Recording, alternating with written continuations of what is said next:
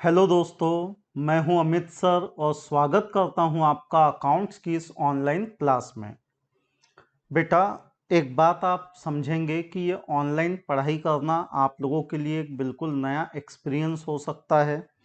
तो ऑनलाइन पढ़ाई कैसे की जाए, बहुत से बच्चे इस बात से बड़े डरे हुए होते हैं कि हम ऑनलाइन कैसे पढ़ेंगे। तो बेटा सिंपल है, आप एक 3 घंटे की मूवी, एक पिक्चर देखते हो, एक फिल्म देखते हो और आप उसमें बिल्कुल भी बोर नहीं होते, पता ही नहीं चलता कैसे पिक्चर ख़त्म हो गई।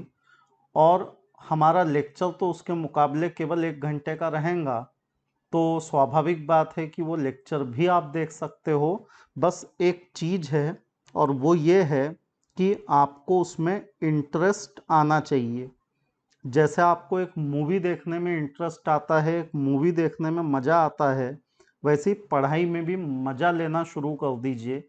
ऐसा सोचिए कि आप जो भी पढ़ेंगे वो आपके नॉलेज में कुछ नया ऐड करेगा और उसी से आपका भविष्य बनेगा, उसी से आप पैसा कमाओगे।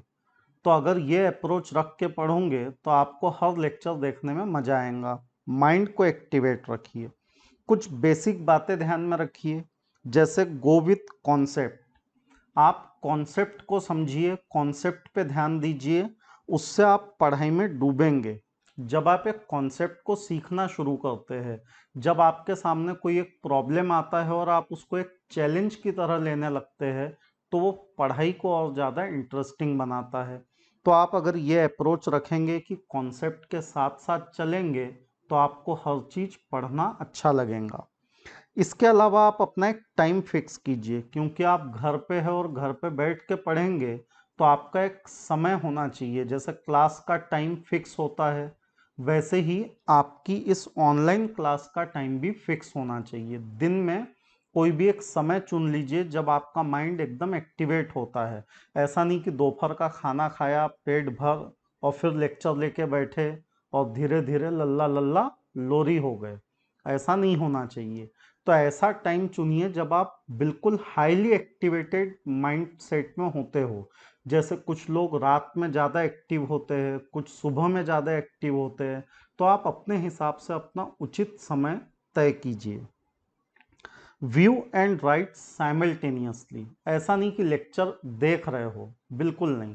एक सिस्टमेटिक तरीके से घर का एक शांत कोना आप ढूंढ लेंगे, घर के उस शांत कोने में आप बैठेंगे, बाकायदा register, pen, pencil, scale, calculator लेके, और उसके बाद आप अपना लेक्चर ऑन करेंगे। तो बिल्कुल क्लासरूम जैसा फीलिंग आपको आना चाहिए। मतलब आप देखेंगे और लिखेंगे, ये प्रोसेस आपकी साथ साथ में चलनी चाहिए। उसके बाद है रेगुलर होमवर्क कीजिए, कि जब भी मैं कोई प्रॉब्लम करवाऊँ और वैसा कोई प्रॉब्लम आपको होमवर्क दूँ तो ज़रूर कीजिए। उससे आपको ये समझेगा कि लेक्चर देखने के बाद आप उस नॉलेज को कितना अप्लाई कर पा रहे हैं। और अगर आपका कंसंट्रेशन थोड़ा लूज है तो आप ब्रेक लीजिए।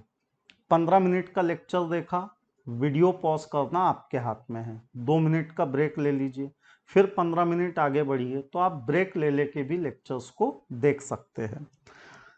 बेटा, इस तरह से ऑनलाइन पढ़ेंगे तो उसका फ़ायदा क्या है? तो फ़ायदा ये है कि आप अपने घर पे अपने समय पे पढ़ सकते हो। स्पेशली जो आउट स्टेशन वाले, बाहर गांव वाले स्टूडेंट हैं, उनके लिए तो ये बहुत ही बड़ा वरदान है कि वो अपने घर पे बैठ के पढ़ाई कर सकते हैं। दूसरा, कुछ भी मिस नहीं होगा। सोचिए आप लेक्चर देखते देखते सो गए, तो आपके पास में यहाँ चांस है कि आप दोबारा उस लेक्चर को देख पाए। लेकिन अगर आप लाइव क्लास में लेक्चर में बैठे बैठे सो गए, तो वहाँ तो जो मिस हो गया सो मिस हो गया। यहाँ मिस होने का कोई चांस नहीं है। आप एक ही चैप्टर को अगेन एंड अगेन रिवाइज कर पाएंगे। आप एक बार मेरी क्लास में अगर लाइव बैठेंगे तो 1 घंटे में क्लास ख़त्म हो जाया करेंगी। लेकिन यहाँ पे ऐसा है कि एक ही लेक्चर को आप दोबारा रिवाइज भी कर सकते हो। हालांकि इसकी नौबत आनी ही नहीं चाहिए, क्योंकि एक बार में ही अगर आपने कंसंट्रेशन सही रखा तो हर चीज़ आपको समझ में आएंगी। हम बिल्कुल वैसा ही पढ़ेंगे जैसा कि हम क्लासरूम में पढ़ते हैं। जहाँ चाह वहाँ राह, ये क्यों लिखा मैंने? तो बेटा, अगर पढ़ने की मन में इच्छा हो तो आप कैसे भी पढ़ लेंगे। और अगर आपके मन में इच्छा ही नहीं है तो क्या फेस टू फेस और क्या ऑनलाइन, आप कहीं नहीं पढ़ेंगे। मन में जज्बा होना चाहिए पढ़ाई करने का, वो जरूरी है। मीडियम क्या है, माध्यम क्या है पढ़ने का, वो सेकेंडरी है। पढ़ने की जिद आपके अंदर होनी चाहिए। ठीक, तो चलिए हम अपने टॉपिक पे आते हैं। बेटा ये आप देख रहे हैं, ये है चिनॉय सेठ। इनका मुंबई में ना बहुत बड़ा कारोबार है, बड़ा सा बिजनेस इनका मुंबई में है। आप देख सकते हैं इनका बड़ा सा वेयर हाउस है, वहाँ पे बहुत सारा माल है, ट्रक आते जाते रहते हैं, माल उतरता रहता है, माल सप्लाई होता रहता है। बहुत बड़े लेवल पे चिनॉय सेठ अपना बिजनेस मुंबई में चलाते हैं। इन्होंने सोचा कि क्यों ना मैं अपने इस बिजनेस को एक्सपांड करूं दूसरे शहरों में। अब दूसरे शहर में अगर बिजनेस को एक्सपांड करना है तो उसका एक तरीका है कि दूसरे शहरों में अपने बिजनेस की ब्रांच ओपन कर ली जाए। पर किसी दूसरे शहर में ब्रांच ओपन करना यानी आपको वहाँ पे लैंड या तो परचेस करनी पड़ेगी या तो रेंट पे लेनी पड़ेगी। उसके बाद में आपको इतना सारा पैसा लगाने के बाद में स्टाफ मेंटेन करना पड़ेगा। एक शॉप को चलाने में जितने भी एक्सपेंसेस आते हैं, electric bill, telephone bill, taxes, वो सारे आपको पे करने पड़ेंगे। यानी ये पॉसिबल है कि आप ब्रांचेस खोल के भी अपना बिजनेस जो है उसको एक्सपांड कर सकते हो। पर हमारे जो चिनॉय सेठ है वो बड़े इंटेलिजेंट आदमी हैं।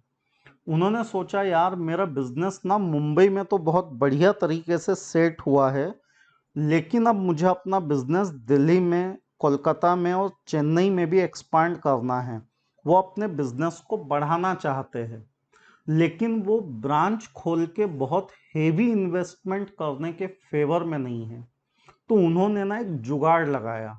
जुगाड़ ऐसा लगाया कि चिनॉय सेठ ने दिल्ली के एक विनोद नाम के एजेंट से बात की और उन्होंने विनोद को कहा कि भाई विनोद, मैं तुमको दिल्ली में माल भेजूंगा मुंबई से, और तुम्हारा काम यह है कि तुम हो दिल्ली के ही, तुम्हारा ऑलरेडी वहाँ पे सेटअप है, नेटवर्क है, लोगों से जान पहचान है।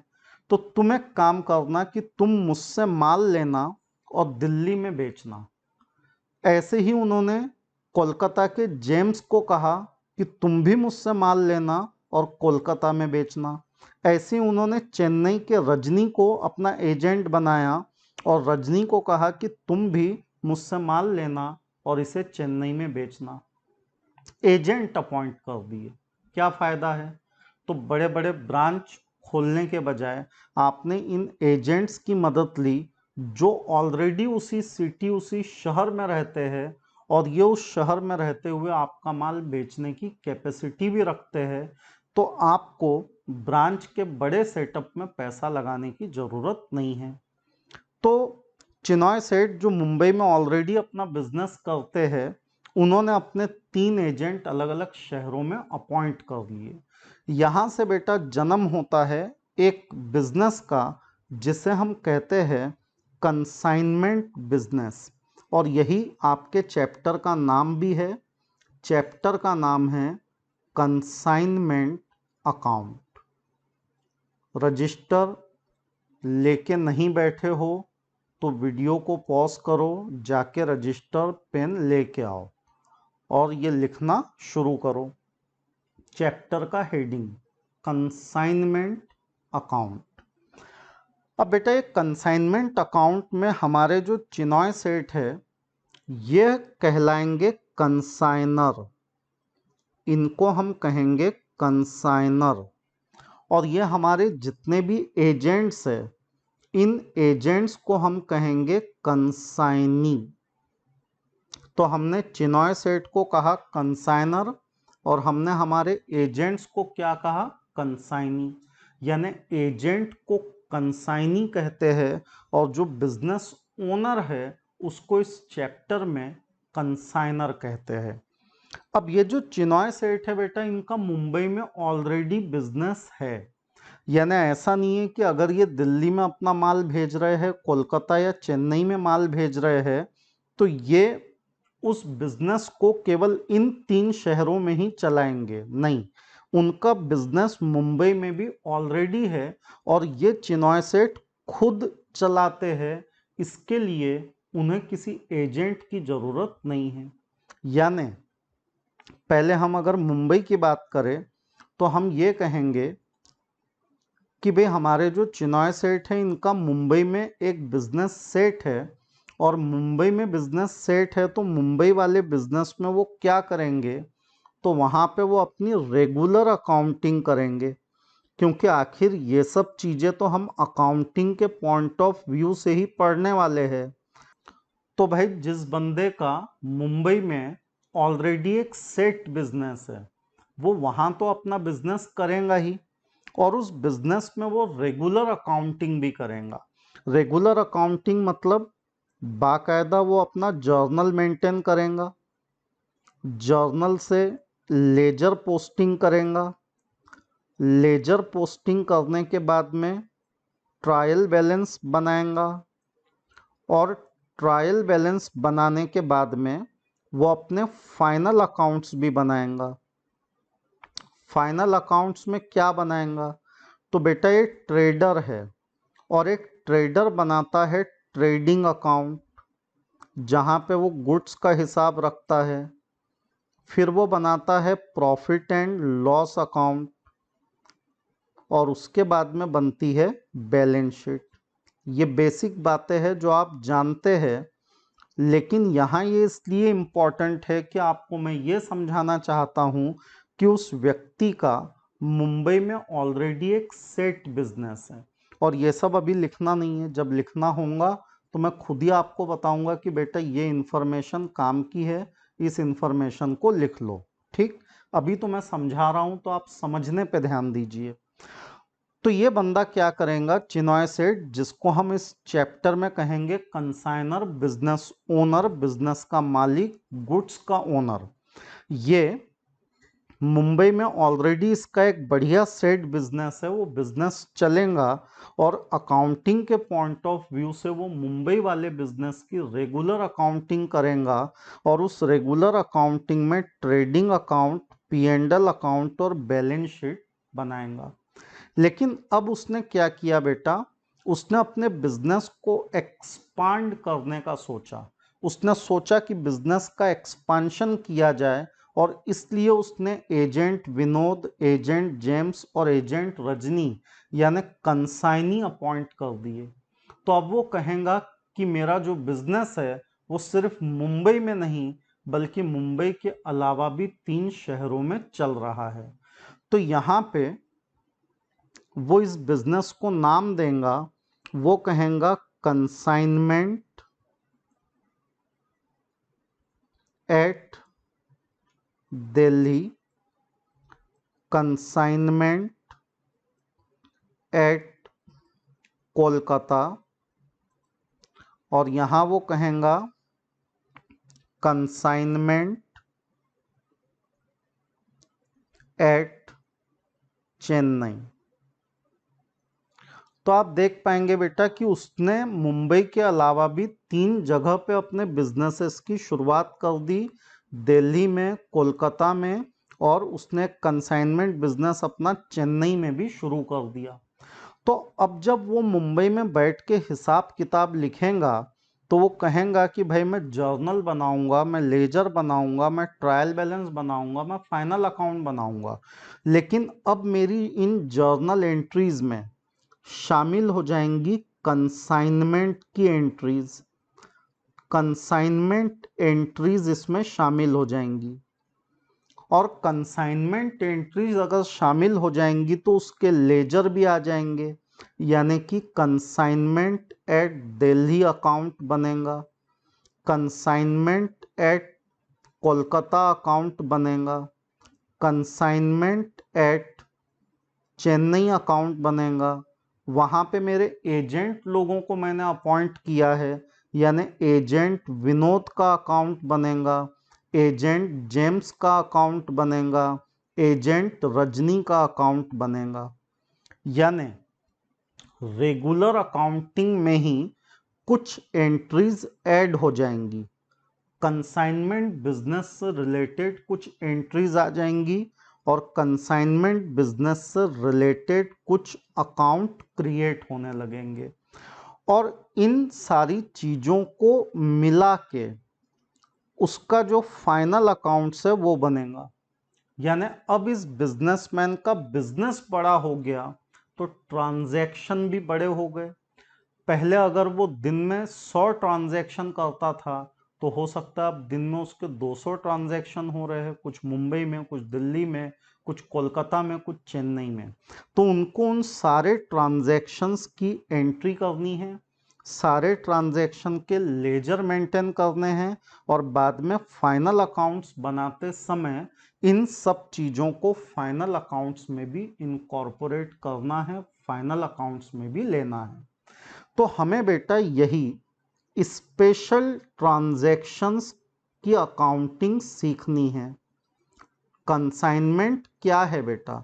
तो कंसाइनमेंट एक स्पेशल बिजनेस है और हमको इस स्पेशल बिजनेस की अकाउंटिंग करना सीखना है।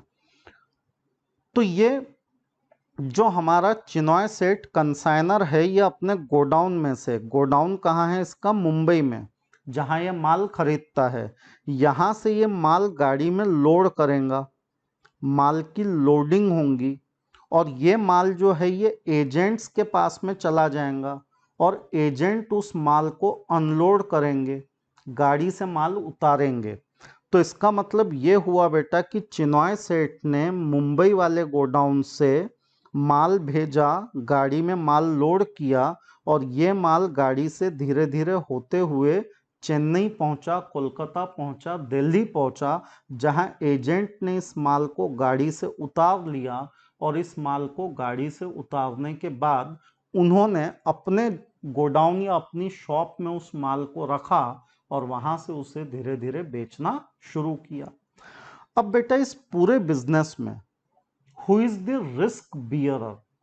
ये जितना भी तामझाम है, ये जितना भी सीन आपके सामने क्रिएट हुआ है, ये पूरे सीन में अकेला रिस्क लेने वाला व्यक्ति कौन है?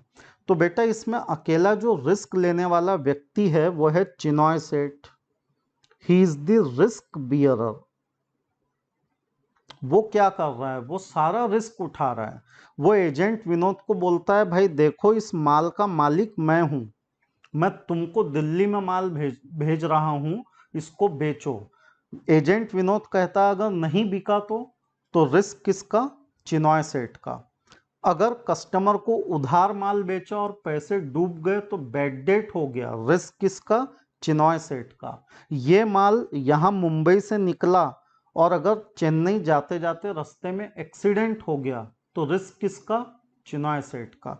यानी बेटा इस बिजनेस में 4 लोगों के चेहरे आपके सामने हैं, पर इन चारों में रिस्क बियरर कौन है? वो कौन है जो सारा रिस्क ले रहा है?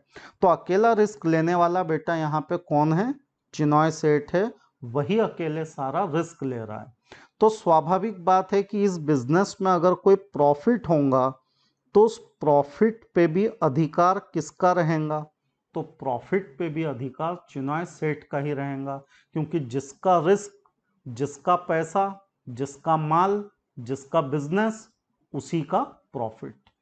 तो भाई ये जो हमारे तीनों एजेंट हैं इनको क्या मिलेगा?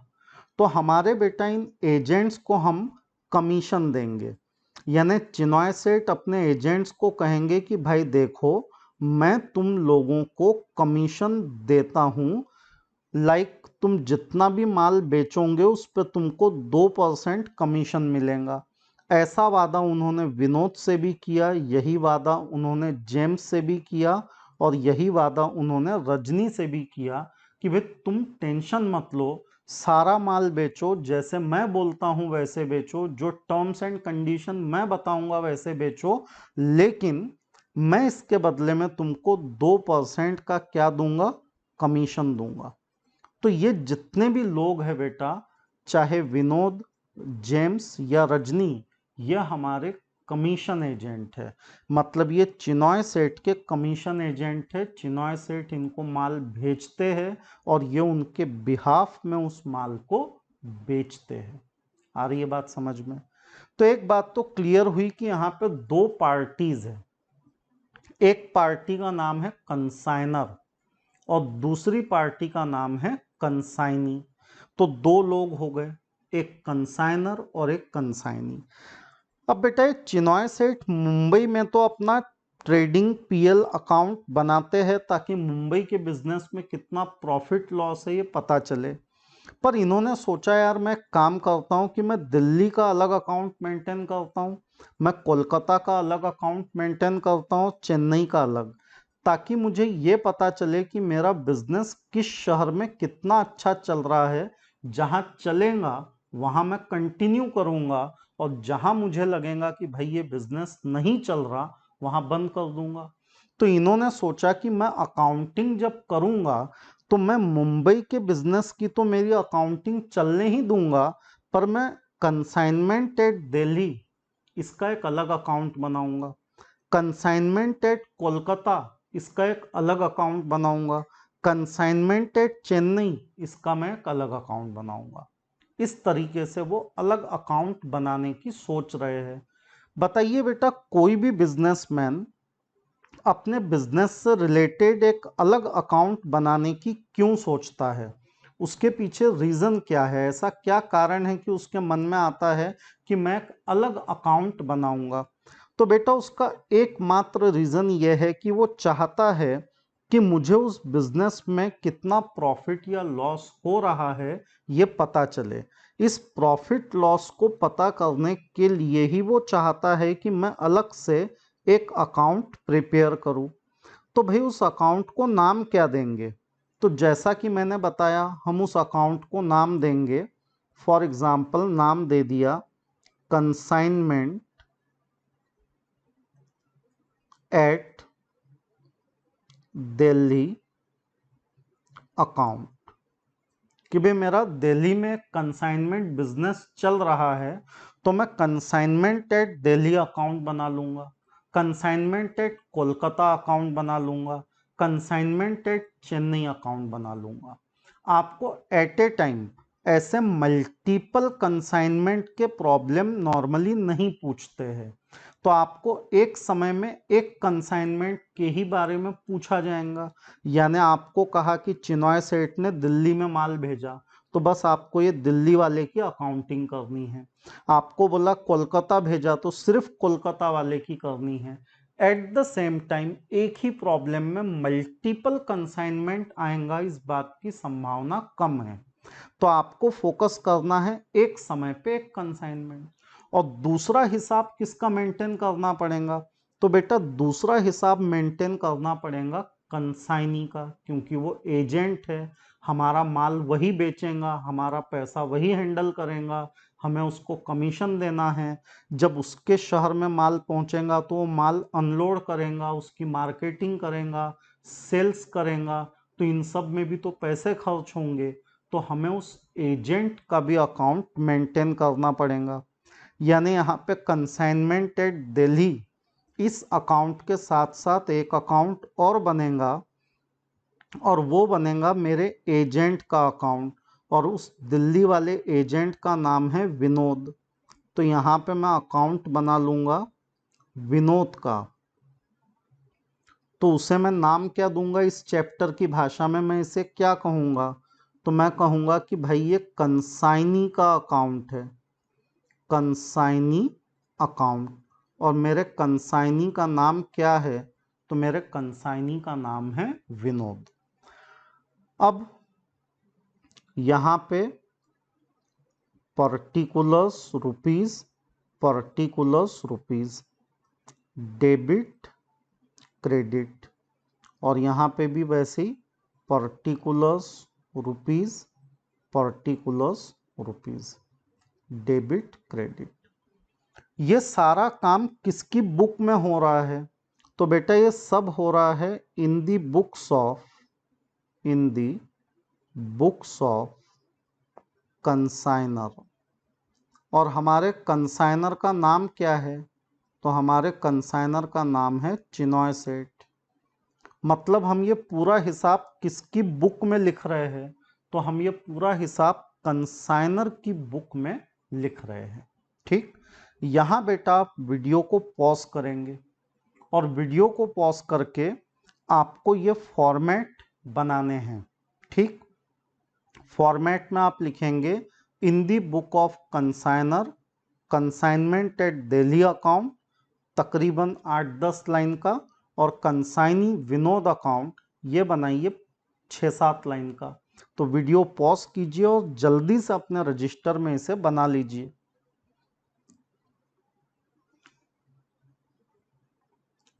बनाया बेटा? अब देखिए कि यहाँ पे कंसाइनमेंट अकाउंट में क्या क्या आएगा।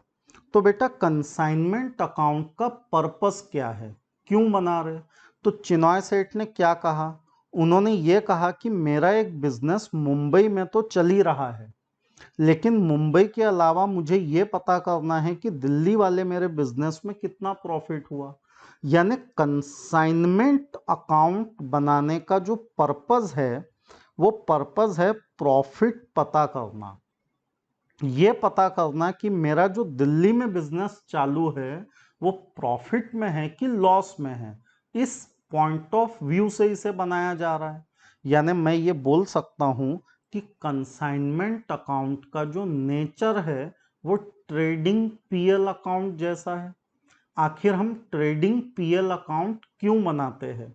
तो वो भी तो हम प्रॉफिट पता करने के लिए बनाते हैं। तो भाई कंसाइनमेंट अकाउंट बनाने के नियम क्या रहेंगे? तो मेरे साथ साथ वो नियम आप यहां पे लिखेंगे। टू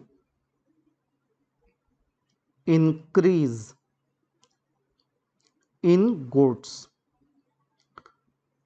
जब जब आपके कंसाइनमेंट बिजनेस में माल बढ़ेगा तो आप उसको डेबिट पे रिकॉर्ड करेंगे। ठीक वैसे ही जब आप ट्रेडिंग अकाउंट बनाते थे तो गुड्स बढ़ता था तो डेबिट पे लिखते थे, कम होता था तो क्रेडिट पे लिखते थे।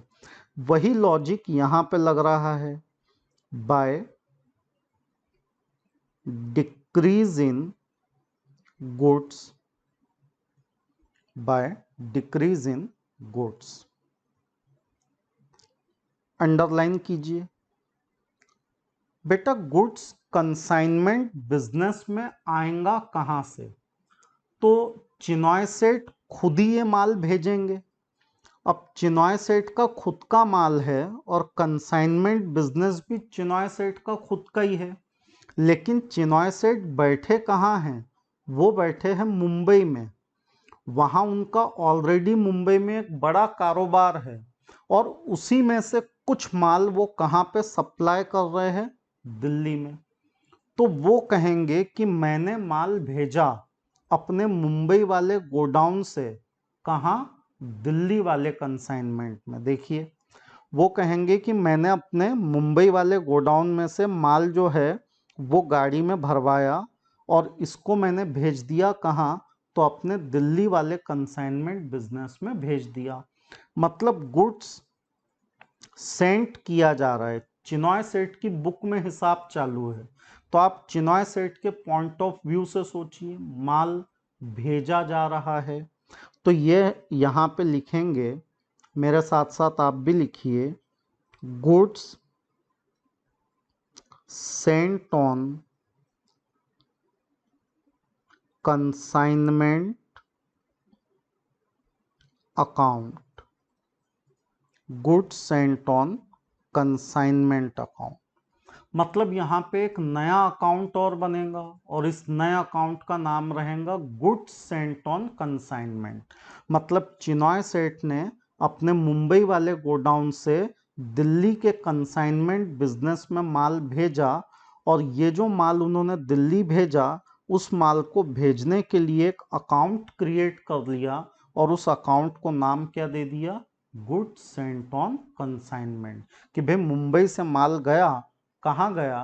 तो वो दिल्ली वाले कंसाइनमेंट में गया और उस माल को उन्होंने जब भेजा तो किस नाम से रिकॉर्ड किया?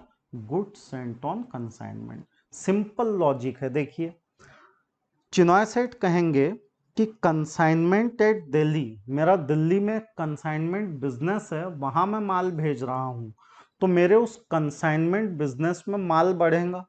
तो consignment at Delhi account debit, और मेरे मुंबई वाले बिजनेस में से माल गया, तो ये माल गया इसलिए goods Saint on consignment account credit. तो वो गुड्स सेंट ऑन कंसाइनमेंट नाम से भी एक सेपरेट अकाउंट मेंटेन करेंगे। माल डिक्रीज कैसे होगा? तो माल डिक्रीज कैसे होगा? अगर आप माल को सेल करोगे, बेचोगे, तो वो डिक्रीज हो जाएगा। अगर आपका माल एक्सीडेंट वगैरह में डिस्ट्रॉय हो गया तो वो डिक्रीज हो जाएगा। तो माल डिक्रीज होगा बेचने से, माल डिक्रीज होगा एक्सीडेंट में डिस्ट्रॉय होने से, गुम हो जाने से, चोरी हो जाने से। फिर जैसे आप ट्रेडिंग अकाउंट में लिखते हो ओपनिंग स्टॉक, वैसे ही यहां पे भी आप लिखेंगे ओपनिंग स्टॉक अगर हो तो, और क्रेडिट पे आप लिखेंगे क्लोजिंग स्टॉक,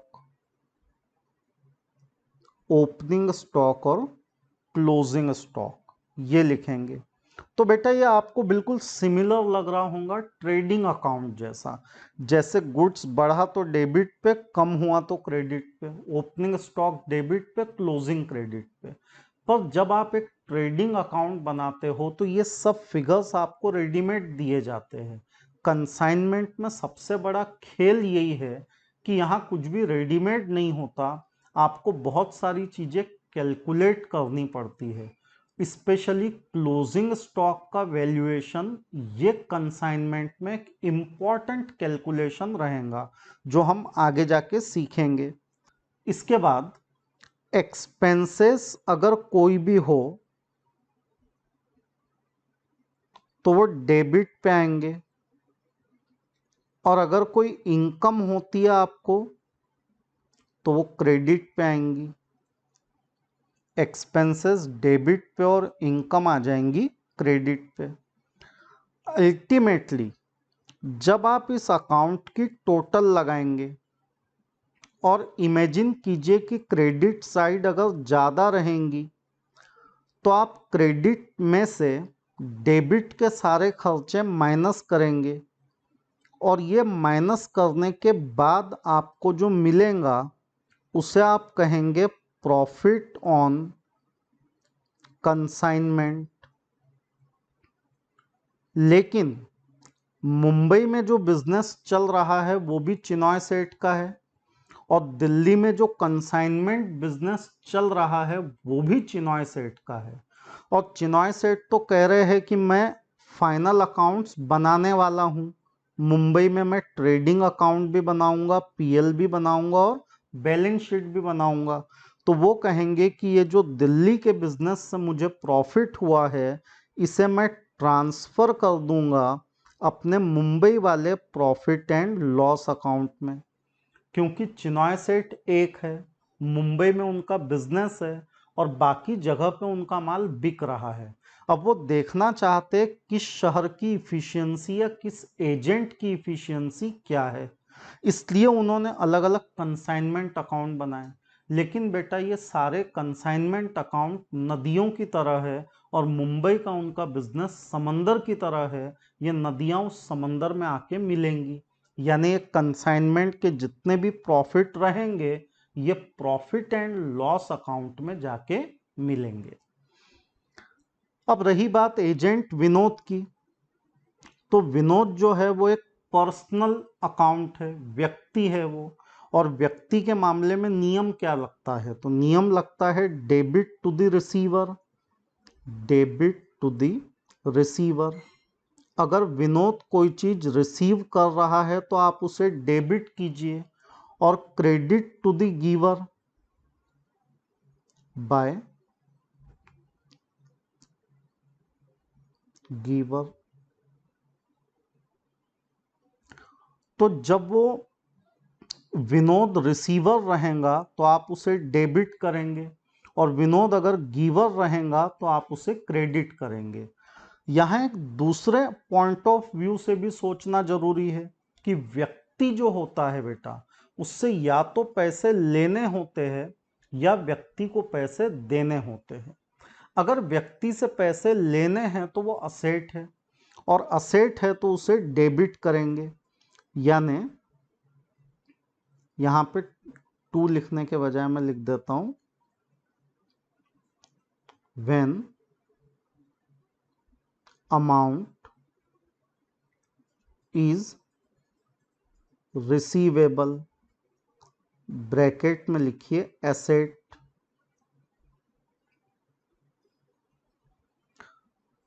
और इधर लिखिए when amount is payable, bracket में लिखिए लाइबिलिटी। तो बेटा जब आपको ये लगे कि आपको अपने एजेंट से पैसा लेना है तो आप उसे डेबिट करो। ऐसा आपको कब लगेगा? तो जब आपका एजेंट माल बेचेगा तो पैसे तो एजेंट के पास ही रहेंगे, तो आप कहेंगे वो माल बेचा है एजेंट ने, लेकिन पैसा तो आपका है, तो वो पैसा आपको एजेंट से लेना है, आप उसे डेबिट करेंगे। एजेंट बोलेगा मुझे कमीशन चाहिए, तो हम कहेंगे कि हमें अपने एजेंट को कमीशन का पैसा देना है, लाइबिलिटी है, क्रेडिट करेंगे। ठीक, तो यहां पे ना थोड़ा सा बेटा मैं इसको ठीक करूं, इसको मैं ऐसे लिख देता हूं थोड़ा अच्छे तरीके से कि when agent is receiver, when agent is receiver आप उसको डेबिट करेंगे, और व्हेन एजेंट इज गिवर आप उसको क्रेडिट करेंगे। अब बेटा हर अकाउंट बनाने के पीछे पर्पस होता है, तो इस अकाउंट को बनाने के पीछे पर्पस क्या है? तो पर्पस ये है कि ये जो मेरा एजेंट है ये दिल्ली में मेरे लिए माल बेच रहा है, और क्योंकि माल मेरा है तो ये सारा पैसा जो इसके पास आएगा ये भी तो मेरा है, तो मुझे अपने एजेंट से वो पैसे लेने हैं। तो मैं यही पता करना चाहता हूं कि मुझे अपने एजेंट से कितना पैसा लेना है, और जब मैं इस अकाउंट की टोटल लगाऊंगा तो नॉर्मली ये होगा कि डेबिट साइड टोटल ज़्यादा रहेंगी और क्रेडिट साइड टोटल कम रहेंगी, और मैं माइनस करूंगा तो मुझे डेबिट बैलेंस मिलेगा। तो इसे मैं लिखूंगा बाय बैलेंस कैरीड फॉरवर्ड। मैं कहूंगा कि ये डेबिट बैलेंस है, मतलब मुझे अपने एजेंट से ये पैसा लेना है। क्लियर? तो देखिए आज मैंने आपको क्या क्या समझाया, एक बार उसे रिवाइज करता हूं। बेटा हमारा सब्जेक्ट है उसका नाम है फाइनेंशियल अकाउंट, और हमारा जो चैप्टर है उसका नाम है कंसाइनमेंट अकाउंट। हमने ये कहा कि हमारे बिजनेस में चिनॉय सेठ ओनर ऑफ द बिजनेस है, और ये कंसाइनर है, मतलब माल भेजने वाले हैं, जबकि विनोद, जेम्स, रजनी ये सारे एजेंट यानी कि कंसाइनी हैं, ये सब माल को रिसीव करने वाले हैं। चिनॉय सेठ कहेंगे कि मैं अपना मुंबई का बिजनेस चलाता रहूंगा, लेकिन मैं दिल्ली, कोलकाता, चेन्नई में भी एजेंट्स की मदद से अपने बिजनेस को चलाऊंगा। वो ये कहते हैं कि मैं अल्टीमेट रिस्क बियरर हूं, तो सारा प्रॉफिट मेरा, सारा लॉस मेरा। तो एजेंट कहते हैं हमारा कोई रिस्क नहीं है, तो हम कमीशन में खुश है, माल बेचेंगे और चिनॉय सेठ से कमीशन लेंगे, यानी एजेंट कमीशन बेसिस पे काम करेगा और चिनॉय सेठ जो है वो प्रॉफिट के लिए काम करेंगे। चिनॉय सेठ का काम यानी कंसाइनर का काम है माल खरीदना, माल भेजना, और कंसाइनी का माल है माल मिलने पे उसे अनलोड करना, दुकान में रखना, मार्केटिंग करना और माल बेचना। तो माल बेचने की जिम्मेदारी एजेंट पे है, खरीद के उस माल को एजेंट तक पहुंचाने की जिम्मेदारी कंसाइनर की है। कंसाइनर अपनी रेगुलर अकाउंटिंग जारी रखेगा, यानी वो ट्रेडिंग पीएल और बैलेंस शीट बनाएगा, लेकिन अब क्योंकि उसके बिजनेस का एक्सपांशन हो गया है तो वो कंसाइनमेंट एंट्रीज करेगा, और जहां जहां पे भी उसके बिजनेसेस चल रहे हैं उन सब बिजनेस का सेपरेट अकाउंट और उन सारे एजेंट्स का भी वो सेपरेट अकाउंट बनाएगा। तो मैंने आपको अभी कंसाइनर के पॉइंट ऑफ व्यू से कुछ बातें समझाई, मैंने कहा कि कंसाइनर के पॉइंट ऑफ व्यू से दो इंपॉर्टेंट अकाउंट आपको बनाने पड़ेंगे। एक कंसाइनमेंट अकाउंट जो कि बिल्कुल ट्रेडिंग पीएल अकाउंट जैसा है, स्टॉक या माल बढ़ा तो डेबिट पे, कम हुआ तो क्रेडिट पे, एक्सपेंस रहेंगे तो डेबिट पे और इनकम रहेंगी तो क्रेडिट पे।